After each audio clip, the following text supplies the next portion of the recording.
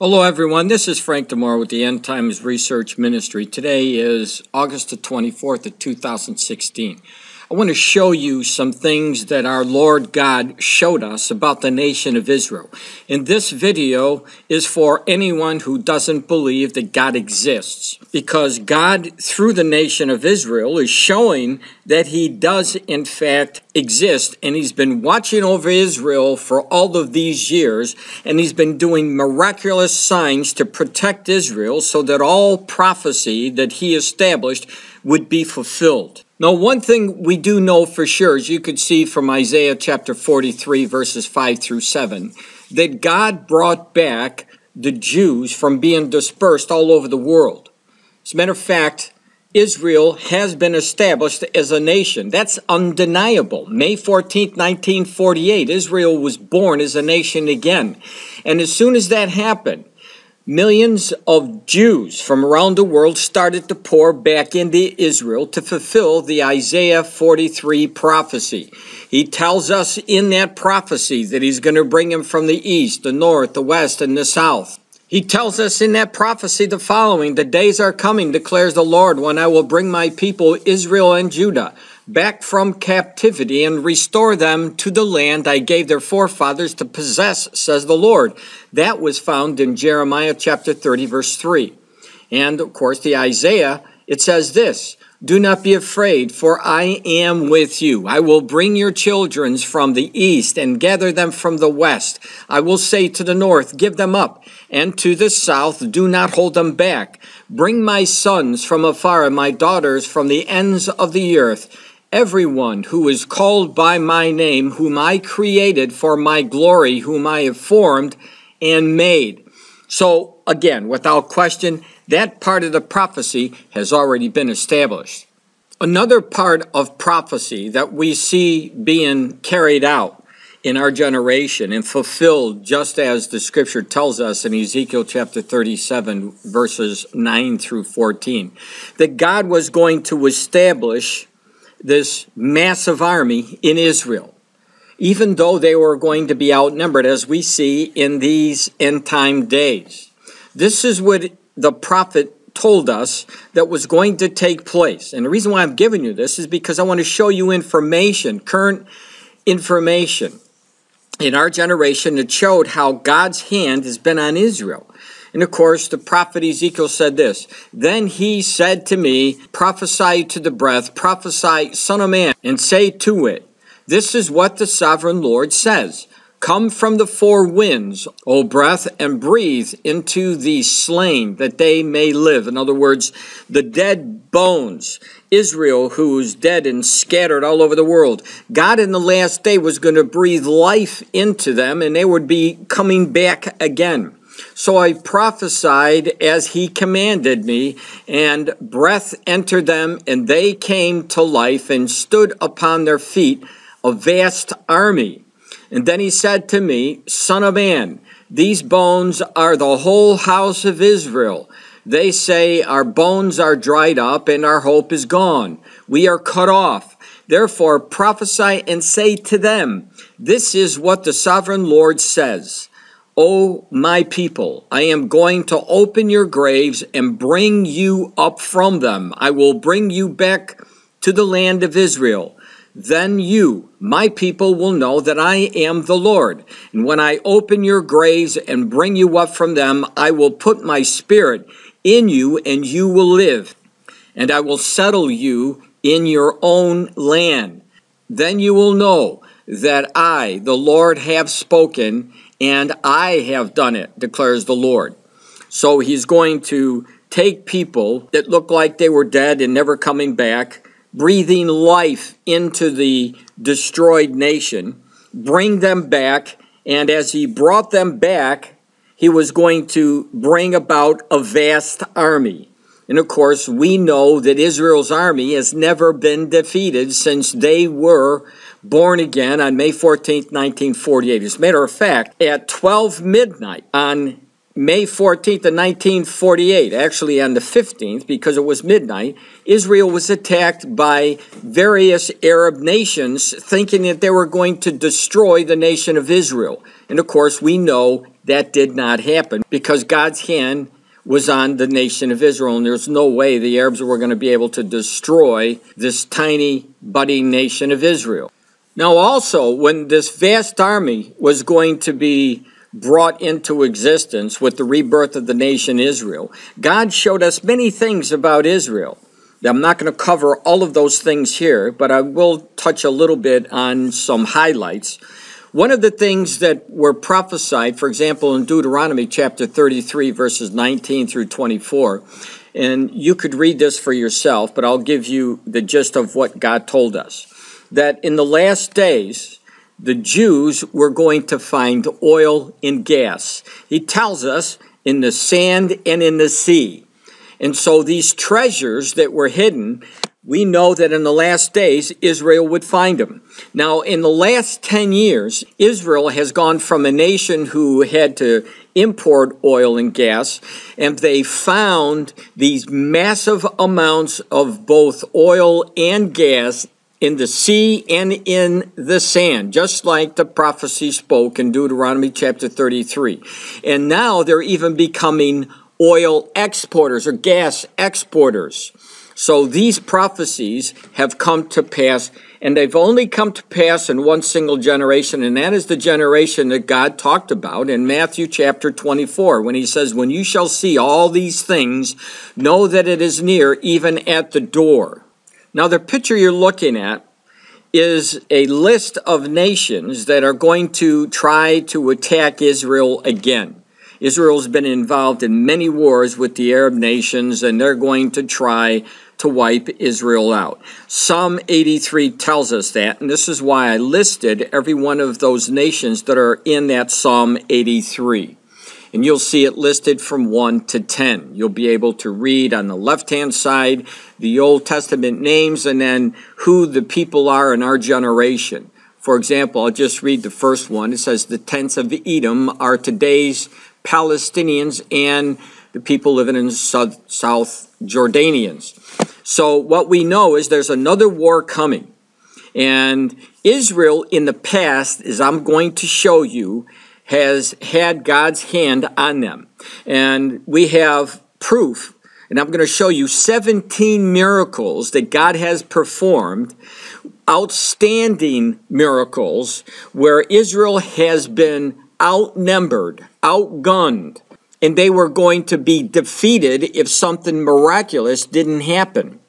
And so what we know is Israel's going to be attacked again. Israel is going to win. This massive army that God has resurrected, that he has shown us in the book of Ezekiel chapter 37, is going to fight against the people that are listed in the Psalm 83 war that I've listed for you from 1 to 10. But there's going to be another war, and you are going to see miraculous intervention by God himself. Now, for anyone who hasn't read the Old Testament, please just take time to read 2 chapters, if you would.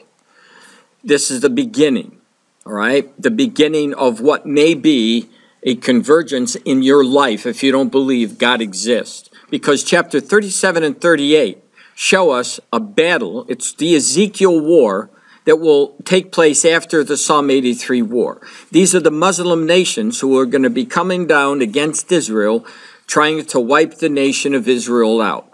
And we are told who they are. They're Islamic nations that will be coming from the north. Now, what we know from this war, according to Ezekiel chapter 37, 38, that a miracle is going to take place that everybody's going to see.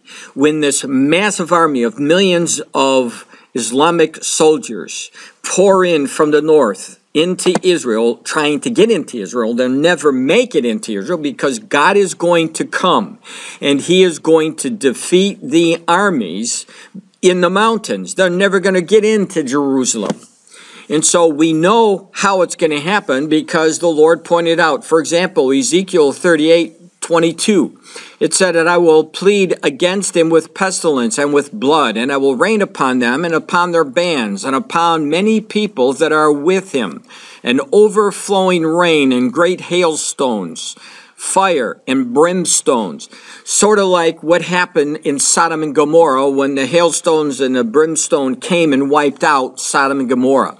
And what we've known from the past is Arabs who tried to destroy Israel in many of these battles, they've seen visions, they've seen miracles in the sky that caused the enemy to leave. In the Ezekiel war, God himself is going to intervene by his hands and wipe out 5/6 of the entire invading Islamic army. And at that point, I'm praying that those Islamic people around the world will understand it is not Allah who is the great one. It is Jehovah God. It is God himself, the beginning and the end, the first and the last. He is the God of Israel. 5/6, we are told in Ezekiel chapter 38 and 39, that 5/6 of this massive army is going to be wiped out by God.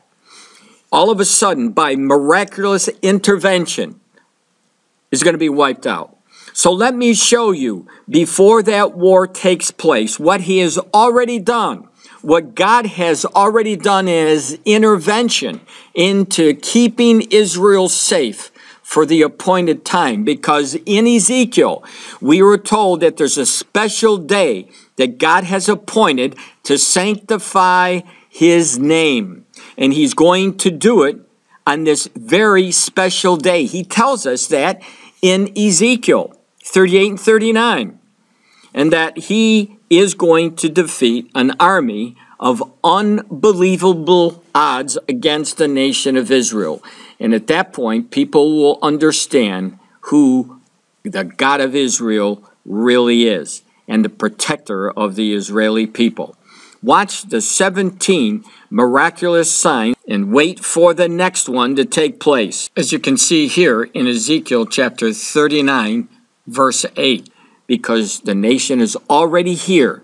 And we see that the Arab nations and the Islamic nations are lining up again to do battle against Israel. So we know that the Psalm war and the Ezekiel war are not far off. Here's the 17 miraculous signs. Watch this. Top 17 miraculous Israeli military victories. The Battle of Mishmar Hemek against incredible odds. On April 4th, 1948, the odds were not in Israel's favor, outnumbered 10-3, and with artillery shells raining down on them, a few hundred Jewish residents and soldiers managed to hold off about 1,000 troops of the Arab Liberation Army.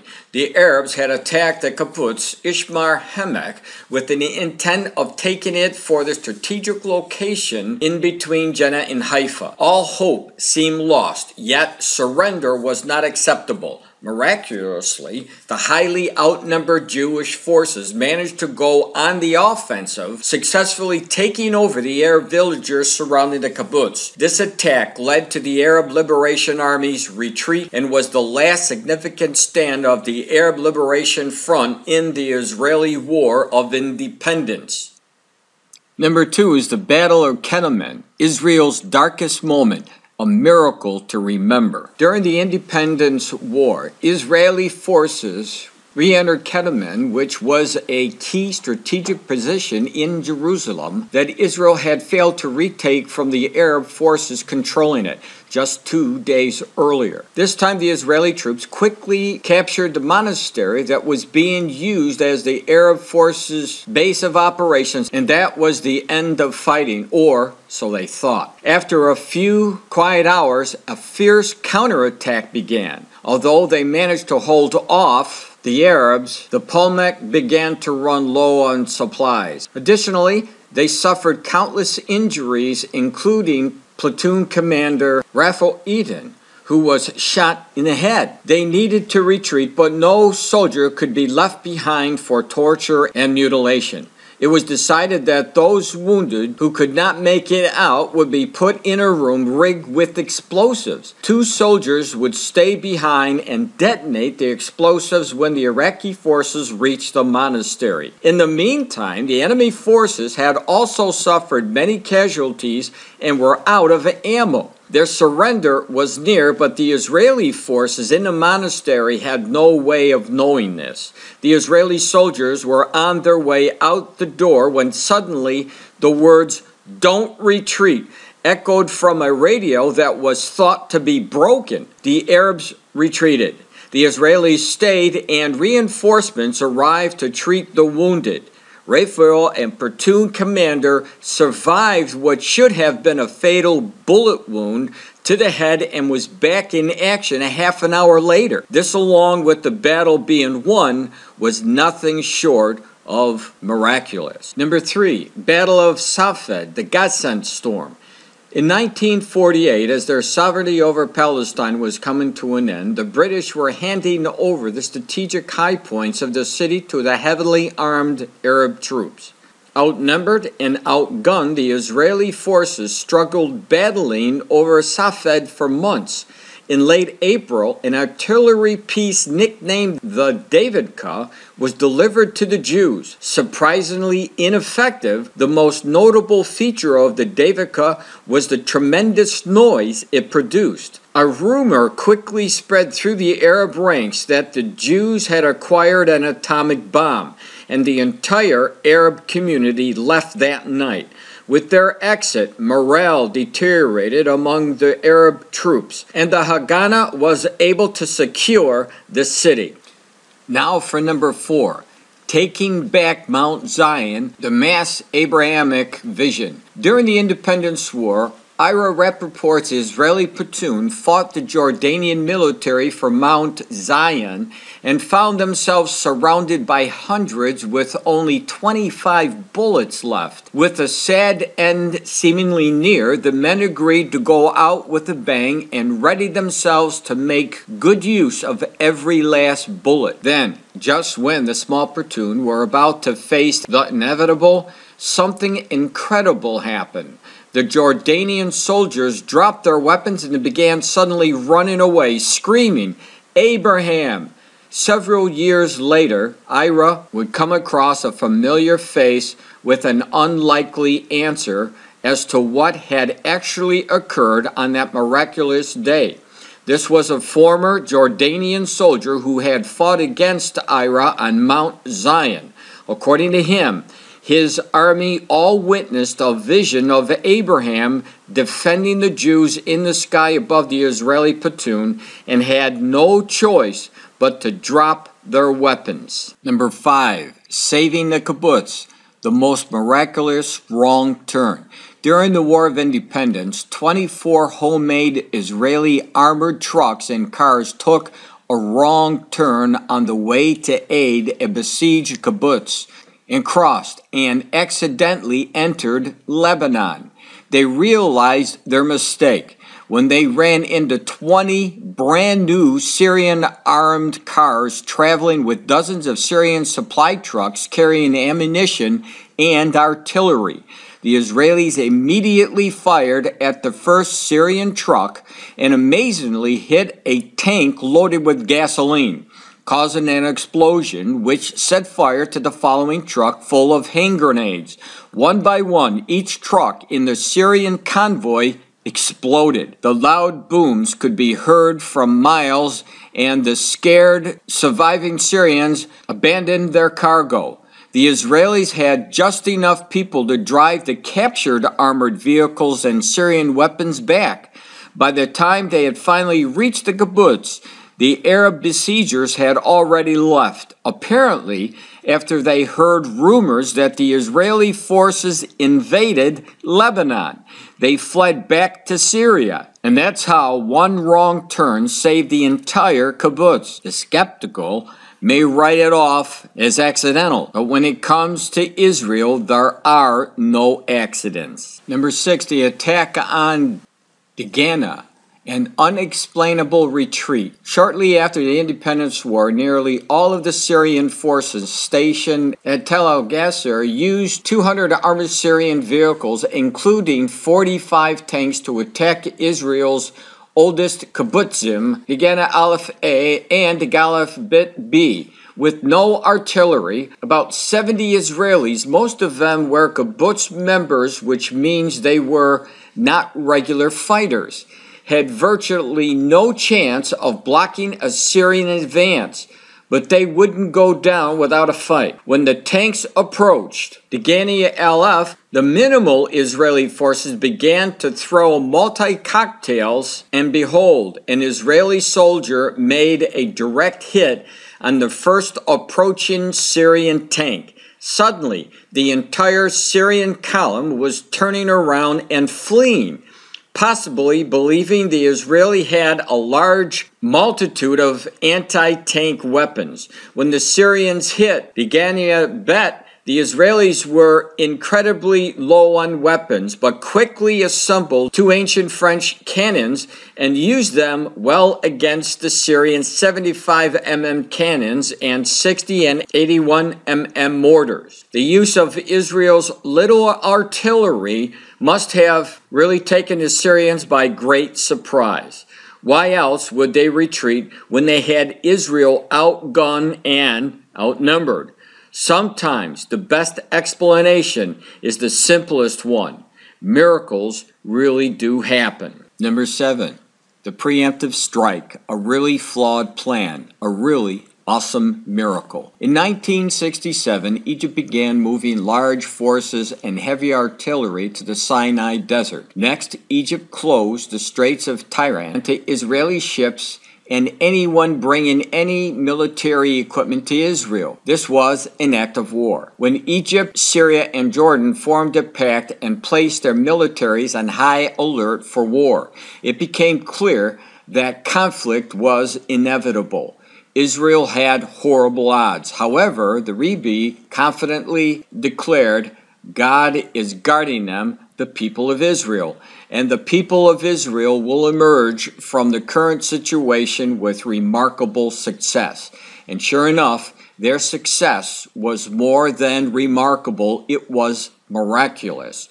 200 Israeli Air Force planes were heading towards Egyptian air bases and should have been shot down, though flying very low to avoid being detected by Arab radar sites. The Jordanian radar facility was able to detect the unusual amount of aircrafts approaching the sea. Jordan quickly sent out the message in a code for war to Egypt. Miraculously, however, the Egyptian coding frequencies were changed the very day before, and Jordan was not yet updated. Still, the miracle of surprise was not enough. Egypt's anti-aircraft ammunition was sufficient enough to destroy all the Israeli planes attacking. Miraculously, the order was not given to launch any of those missiles on the Israeli crafts. Israel accomplished her mission and took down half the Egyptians' air force, 204 Egyptian planes, the majority of which were in the Sinai Desert, readying to attack Israel. With this battle, the Six-Day War began. Number 8, Battle of Ammunition Hill, the deadly mistake. This battle for an extremely fortified Jordanian military post in East Jerusalem was arguably the most furious battle of the Six-Day War, 67. Instead of an airstrike that would ensure the Israeli victory, they opt for a ground attack, using paratroopers to minimize the risk of civilian casualties. However, the Israeli forces had incorrect intelligence suggesting the hill was being defended by a single Jordanian platoon, not accounting for the numerous underground bunkers throughout Ammunition Hill that made this battle so incredibly difficult. They sent a third of the amount they should have. This is the kind of serious mistake that should cost the military a battle and possibly the war, but not Israel. Despite their misinformation, Israel miraculously won the battle in the incredible time of just 4 hours. Ammunition Hill is currently a national memorial site. Number 9, Cassima Miracle, the hand of God, literally. To win the Six-Day War, Israel needed to retake the Egyptian heavily fortified Cassima outpost. The Egyptians were in control of the powerful forces capable of a great counterattack, while the Israelis were wary from a full day of battle. As the Israeli defense forces drew near, they heard massive explosions. When they arrived, they saw that the Egyptians had destroyed their equipment and abandoned the base for no apparent reason. As the day continued, it became clear that the Egyptians were hastily abandoning many of the outposts and their supplies along with them. One mysterious report of the battle was from Egyptian soldiers who, when approaching the Israeli border, saw a gigantic hand come out from the sky. Immediately terrified, they turned around and ran the other way, unable to deny that they were witness to a supernatural event. Number 10, taking back Jerusalem, God's promise fulfilled. Starting June 5th, days of violent battling ensued throughout the old city of East Jerusalem. On June 7th, an eerie silence befell the city when the Jordanian firing stopped. It was too quiet, and so the Israeli troops were dispatched to check for a trap. However, their report was of no trap, but of a miracle. The city was empty, save for all the equipment that the Jordanian army left behind. The Israeli forces entered East Jerusalem and took the Temple Mount, reaching the western wall without even firing a single shot. The people of Israel had returned to the land again and again, but they never retook all of Jerusalem, not until June 8, 1967. On this day, Israel not only had the land, but they had their holiest city of Jerusalem for the first time in almost 2,000 years. The Lord says, "I will return to Zion and dwell in Jerusalem." That's from the Old Testament, the prophet Zechariah. You'll see it, chapter 8, verse 3. Number 11, the Golan Heights attack an impossible victory. At the end of the Six-Day War, to retake the Golan Heights, Israel had to win an uphill battle against a heavily entrenched and well-fortified Syrian army, consisting of 75,000 troops. It was estimated that 30,000 Israeli lives would be lost. Yet, on June 9th, after just 7 hours of heavy fighting, Israel had miraculously gained control of the main sectors. The next morning, the Israeli forces still expected another day of fierce fighting. The Syrians, however, had other plans. Before the Israelis even got to them, they pulled out of the Golan, fleeing frantically and leaving weapons behind. The mountains, which were once strategically used to murder Jews, had fallen into the hands of the Jews. Having completed the final offensive, they signed a ceasefire. Number 12, taking Tel-Falkar, the most secure versus the most supernatural. Due to great casualties, the Israeli platoon was left with only 25 men.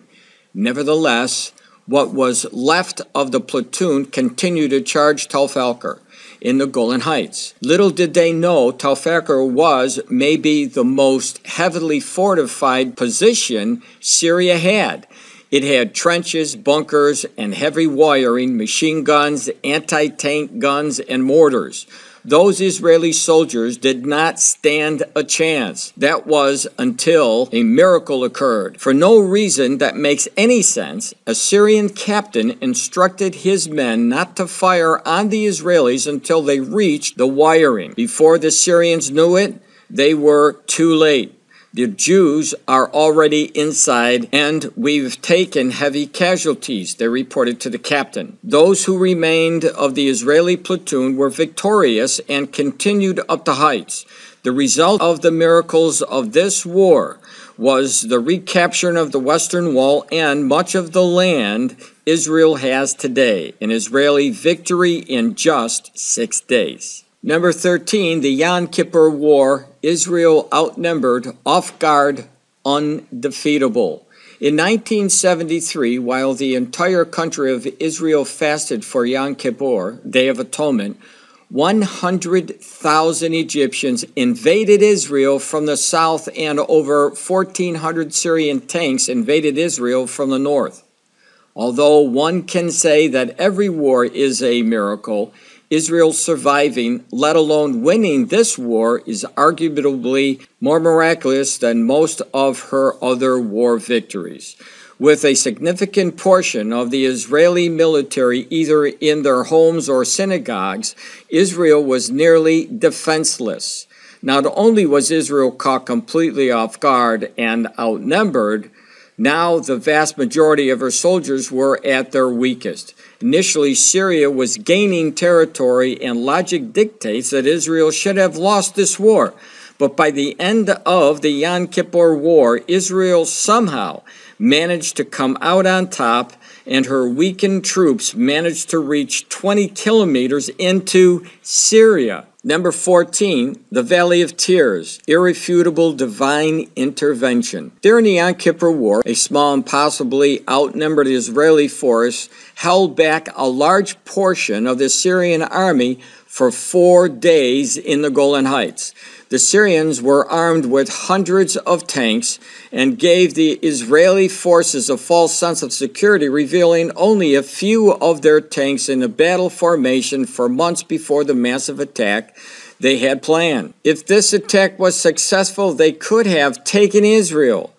They had 3 infantry divisions and over 1,000 tanks.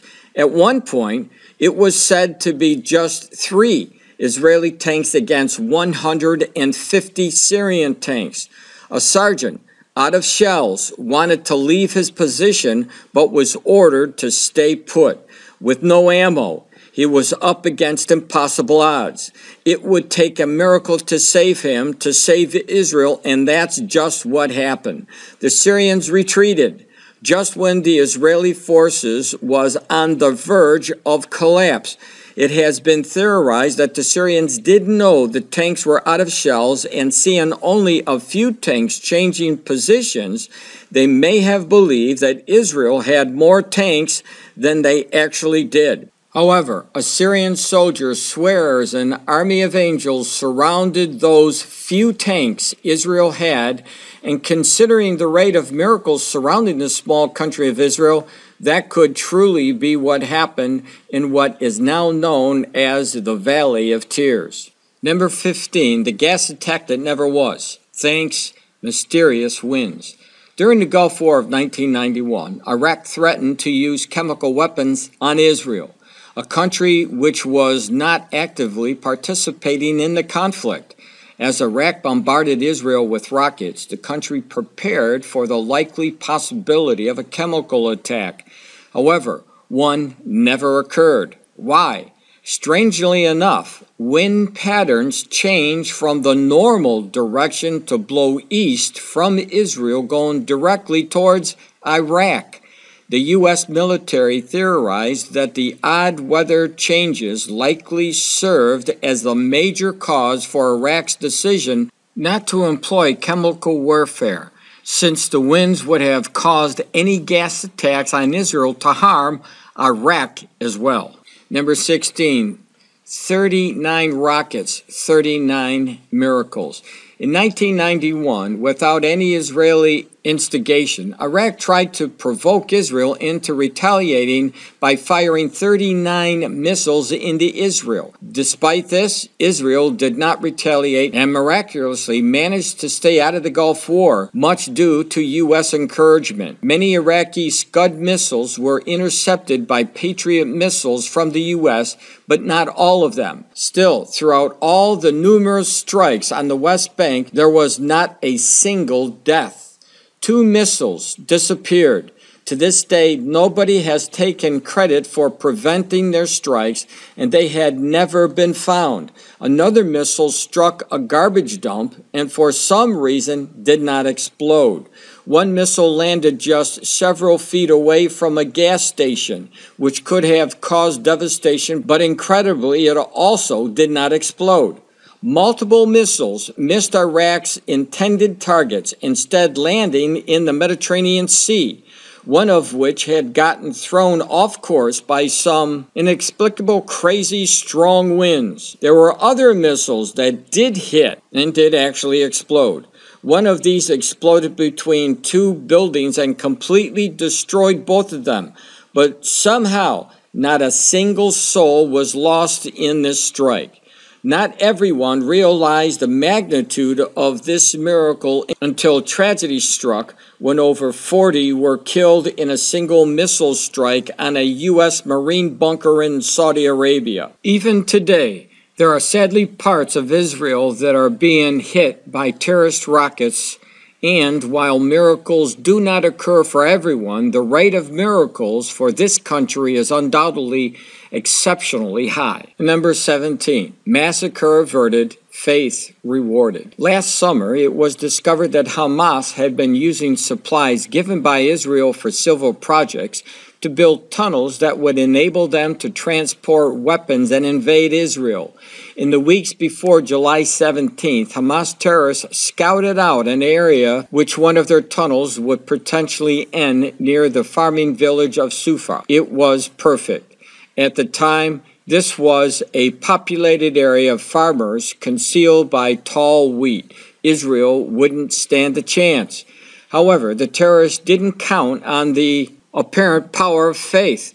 According to the Jewish customs, there is a biblical mandate that requires farmers to harvest before taking a sabbatical year, in which it is forbidden to harvest in Israel. On July 17th, terrorists exited their completed tunnel only to find an empty open land. This attempted attack happened to occur just after the sabbatical year had begun, and so the religious farmers were no longer harvesting. Without the tall wheat for cover, the terrorists were quickly spotted and intercepted by Israeli defense forces. A potential massacre was avoided because of this miracle. And looking at the history of Israel, it seems there are always greater miracles to come. Israel has had a target on its head ever since they became a nation again in 1948. And there is the target for the next war by the Arabs and the Islamic fighters who think that they're going to... And we know that war against Israel is coming, but we also know when we should be looking for it, because the Lord told us when they're calling for peace and safety. That's when this sudden destruction is going to come. So we can target in on the events of the future. All you have to do is go to 1 Thessalonians chapter 5 and read verses 1 through 5. And here you will find where the Lord revealed to Paul the Apostle about the time when they're calling for peace and safety, sudden destruction would come. In today's headlines from the JewishPress.com, August 24th, 2016, you will see once again the call for peace and safety, where the headline reads, Putin Netanyahu talk peace process on phone. People, keep on the alert. We are in the last days, and the last days events that haven't taken place, the ones that were prophesied, are coming to fruition soon. So please, don't be caught unaware. This is Frank DeMora with the End Times Research Ministry. God bless.